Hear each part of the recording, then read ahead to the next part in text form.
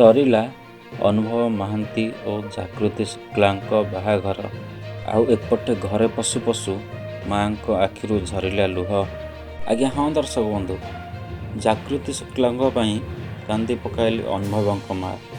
ଜାଗୃତି ଘରେ ପାଦ ଦଉ ଦଉ ଅନୁଭବ ମହାନ୍ତିଙ୍କ ମାଆଙ୍କ ଆଖିରୁ ଝରିଲା ଲୁହ। କାହିଁକି କାନ୍ଦିଲେ ଅନୁଭବଙ୍କ ମା? ଘରେ ପଶୁ ପଶୁ କୋଉ କାଣ୍ଡ କଲା ଜାଗୃତି, ଯାହାଫଳରେ କି ଅନୁଭବ ମହାନ୍ତିଙ୍କ ମାଆଙ୍କ ଆଖିରୁ ଝରି ଆସିଲା ଧାର ଧାର ଲୁହ। ତ ଦର୍ଶକ ବନ୍ଧୁ, ଏ ହେଉଛି ବର୍ତ୍ତମାନର ବଡ଼ ଖବର।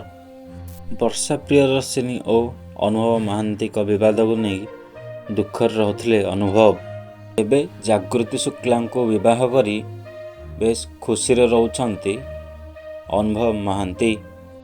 ଜାଗୃତିଙ୍କ ପାଇଁ ପୁଣି ଥରେ ଅନୁଭବଙ୍କ ମୁହଁରେ ଫୁଟିଛି ହସ। ଆଉ ପୁଅ ମୁହଁରେ ହସ ଦେଖି ଆଖିର ଲୁହକୁ ଅଟକାଇ ପାରୁନାହାନ୍ତି ଅନୁଭବଙ୍କ ମା।